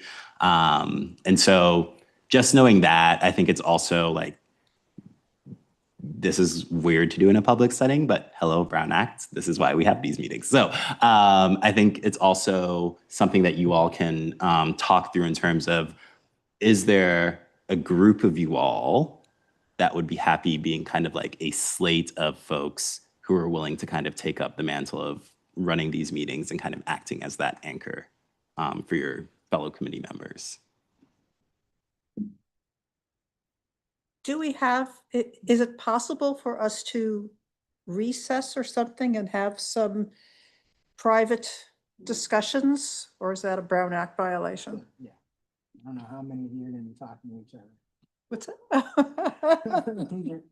Your quintessential serial meetings. So no, I would advise not to have any secret discussions. But so it sounds like though, people need time to think and talk. Not serially, not violating the Brown Act, but we do, I think, need time. Just judging on by the tenor of the discussion. So I believe that I understand that, well, we should have that action next, but I believe that we should table this until next meeting as I'm loath to do so. But it sounds like we don't have really a path that folks, a ball that people are carrying. Unless.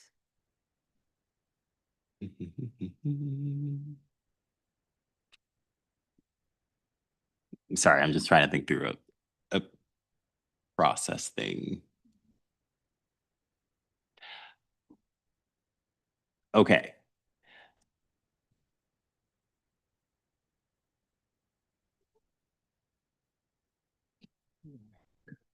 Chair and vice chair serve until the next meeting. Can I say something? Can I say something? First, I want to say thank you to Michelle. I think so this year and almost 2 years was a very hard because this is the beginning of the COC and you make the foundation of this. Thank you so much for your work. And the second one is, I think so for replace her is very hard for me. I am speaking for me because we have other professional work. And this time is very sensitive for us as a professional. But this is very important decision for the COC. Can we have a time for the next meeting to see how we decide? Because I think so we need to take responsibility about this and thinking and instant to decide who can, it's like yes, I want to do that. Instant to say, let's go to see who wants, it's like make the decision like, okay, I got to make this commitment for 6 months. But for me, I need to think, I need to see my schedule, I need to see edit, and I need time. That is the reason that I don't say anything. But I think so, with respect, all the COC and all Angelinos, we need to pause and then take the decision to do that. This is my opinion, if we can to do that.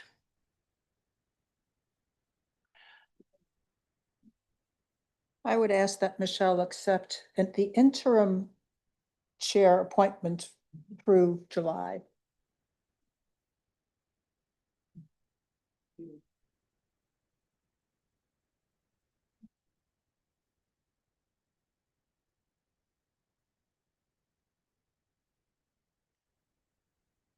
Okay. So the motion would be to have Madam Chair Coulter and Madam Vice Chair Jones continue to act in their capacity as chair and vice chair on an interim basis, maybe to keep it a little bit more open-ended. Well, y'all decide. Until the committee reaches a collective decision on who the permanent chair and vice chair will be. Yeah? That is the motion. Okay. Yes. So. Can I move it for myself? I don't think I can. I can do it. Motion to keep the current chair and vice chair in place on an interim basis until we get our act together and pick new leadership. 1 second. We have a motion and we have a second. Further discussion? Just would ask that the IIG reach, assuming that the motion passes, reach out to everybody so we can pull in some of the people who aren't here today into the discussion. Okay. Absolutely. And what we'll go ahead and do is recirculate a nomination form that's a little bit more open-ended. To be clear, like, y'all won't be able to talk about this in the interim. Like, we will receive all of that information and have individual discussions. But the next iteration of this discussion as a body will happen in another full COC meeting. Is it possible, once you receive those nominations, for us to get a list of who has been nominated prior to the meeting? No. No? Okay.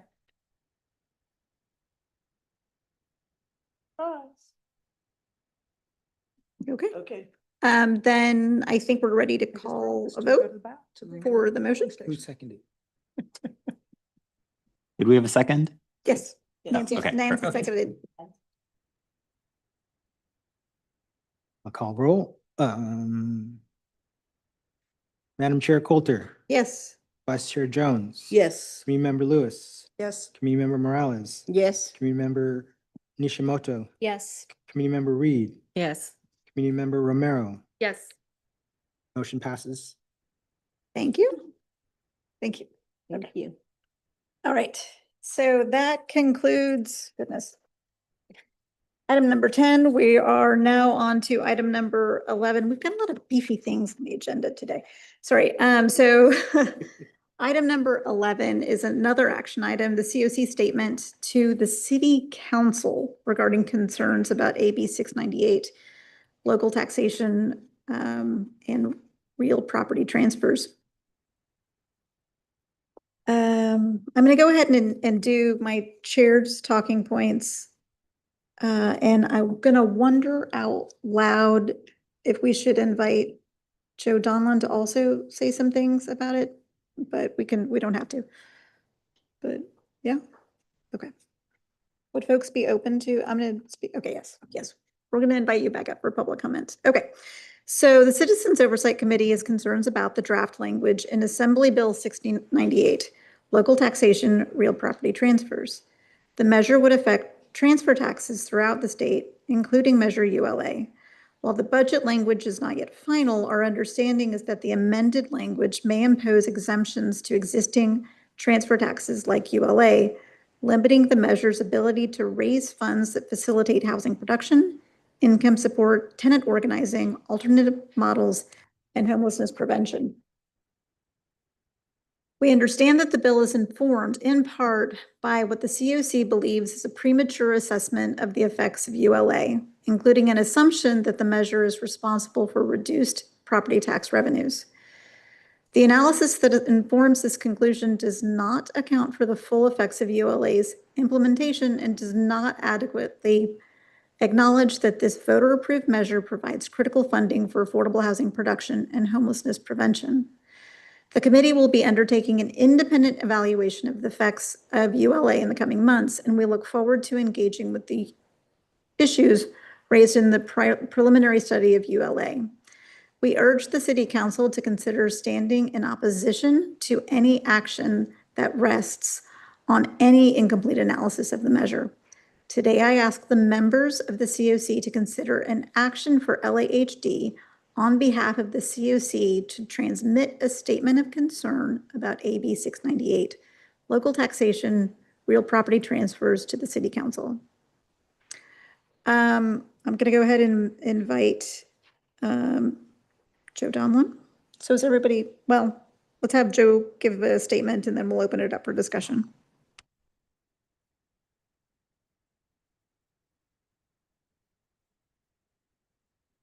Good afternoon, Joe Donlin, Director of United to House LA Coalition. Appreciate you all taking up this item and this issue. As you know, Coalition and many partners around LA and across the state have been active in opposing AB 698 for the reasons that you stated, Chair Coulter. And, you know, the bill as it stands, you know, is targeted at requiring a study for future transfer taxes. But as you mentioned, we've been told by the author's office that they have versions of the bill, amendments ready that would impact existing transfer taxes like Measure ULA and 23 others around the state. The effect of those would be to diminish significantly the revenue that transfer taxes would bring in. And for ULA, you all understand the impact that it would have on our ability to fund affordable housing, homelessness prevention programs, so on and so forth. We included in our letter to you all today that you may have in your packet, you know, some additional considerations about the narrative that has been out there. You know, there's been quite a bit of media coverage of, you know, I'll just say anti-ULA rhetoric, and a lot of it's been based on studies that, as we continue to evaluate them, are, you know, have critical flaws in terms of their methodology and their assumptions, especially with respect to the bold claims and statements that have come out of those reports, and then also amplified by commentators in the media. And we've laid out some of those critiques in terms of the methodology. One that I think is particularly interesting is that, you know, many of the claims and the that are made are that, you know, ULA is having a negative impact on development in the city. And yet the reports themselves and the studies that are cited do not make a single comparison between the city of LA and other jurisdictions pertaining to actual development metrics like building permits. There's some mention of permits in other spaces, but it's always a comparison within the city, but not without. The majority of the analyses have been, you know, limited to transactions, which, and then, you know, it is suggested that that is a leading indicator, so on and so forth. But, you know, that is a fundamental flaw, and that has been overlooked in a lot of the analysis that's out there. There's a number of others in terms of the assumptions and the ability to achieve rigorous quality and the statistical analyses that they've done. The other piece is that when you look at other transfer taxes or other cities with very strong and enhanced transfer taxes like ULA, in places like San Francisco or Santa Monica, you actually see an uptick in building permit activity since those transfer taxes have been in place. I don't know that anyone's suggesting that is because of the transfer tax, but it does raise big questions about anyone trying to associate a transfer tax with, negative impacts when, of course, we're all aware of the macroeconomic factors that are at play, unprecedentedly high interest rates, inflationary insurance costs, construction material costs, so on and so forth. So for this bill to come forward is very premature, perhaps based on some of these assumptions and the risk that it poses on ULA and everything that we're trying to do is why we are opposed to it, and we're happy to see that you're taking up the consideration to communicate that opposition as well from this body, and in doing so to the rest of the city family. So appreciate that. Like to open it up for discussion? Oh, wait, no, I have to move. Is that right? I think I have to move. Well, let's open it up for discussion and then we'll talk about motions. Okay. Okay, so I'm just going to go ahead and entertain a motion on the COC statement to the City Council regarding concerns about AB 698, local taxation, real property transfers. Do I have a motion? Do I have a second? Second. Great. Now I'd like to open it up to discussion. Okay. Go ahead. I heard breath. You heard it, brother.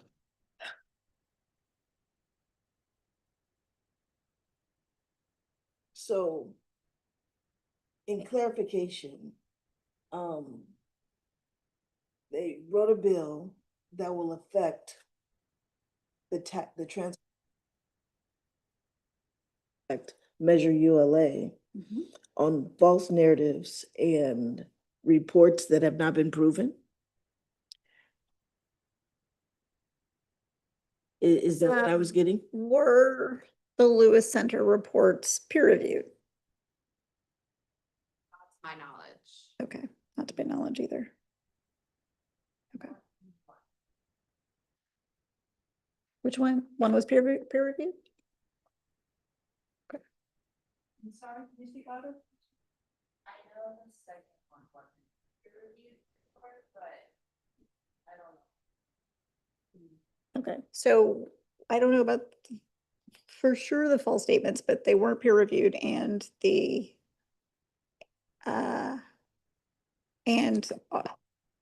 coalition is finding that they have disagreements with some of the data. Incorrect data. I'm sorry, the data is correct. The conclusions, they would not draw the same conclusions because they don't feel like the line is clear enough from a transaction to a development. Okay, that was my only comment question. Yeah, thank you.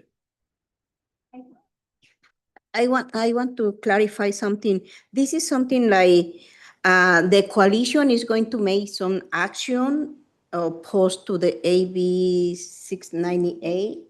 And what is the date of the vote for this? When is going to be the vote? When do you need to make the action for this? Yeah, when is so your question is about when does the state vote on it? Yes. Okay.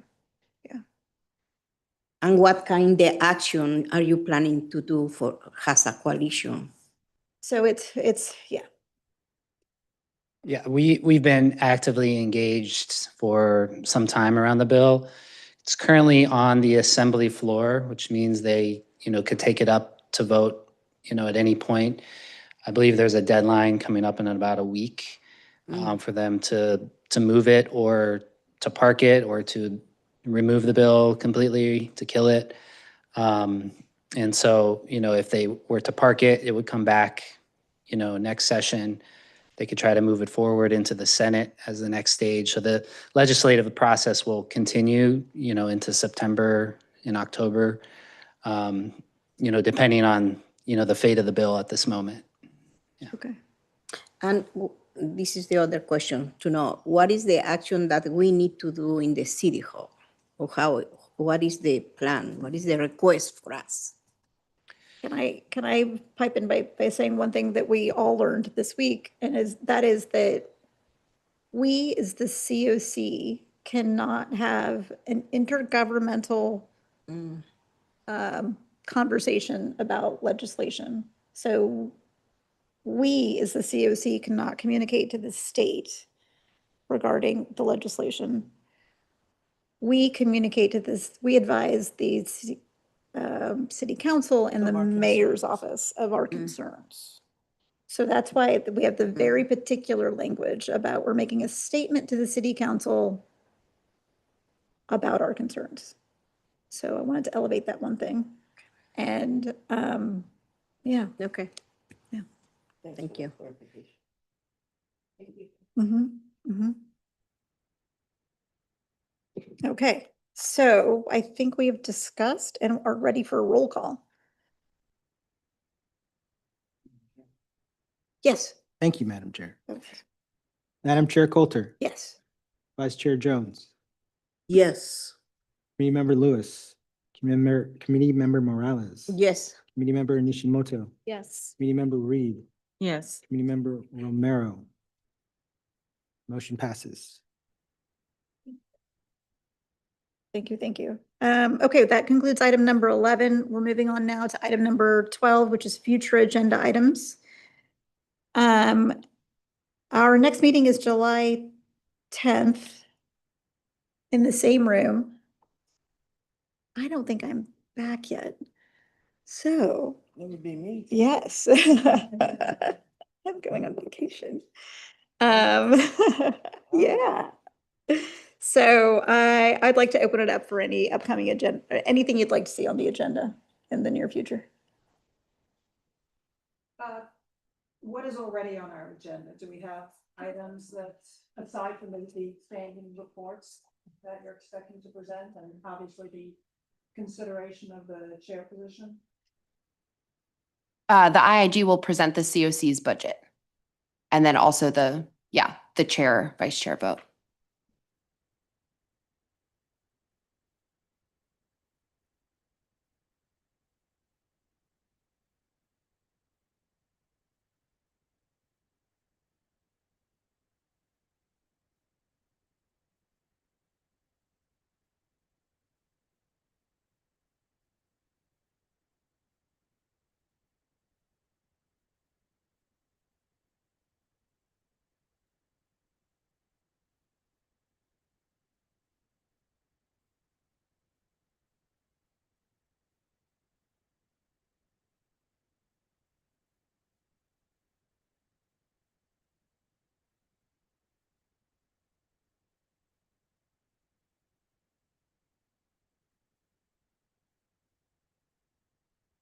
And maybe just to chime in on Callie's question, any programs in particular that rise to the top?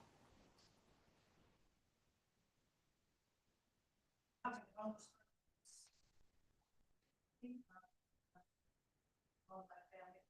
are, pretty much still in the super development process, so.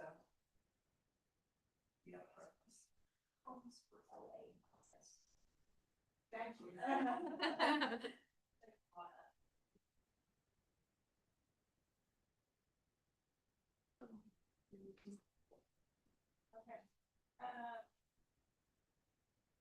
And I think I just mislabeled it. Is it Homes for LA? Oh, yes. Woohoo. Branding stuck. That's always great. So that concludes item number 12, and that leads us to item number 13, adjournment. Again, you all will convene on July 10th in this boardroom. and look forward to seeing you all then. Thank you. Thank you. Thank you.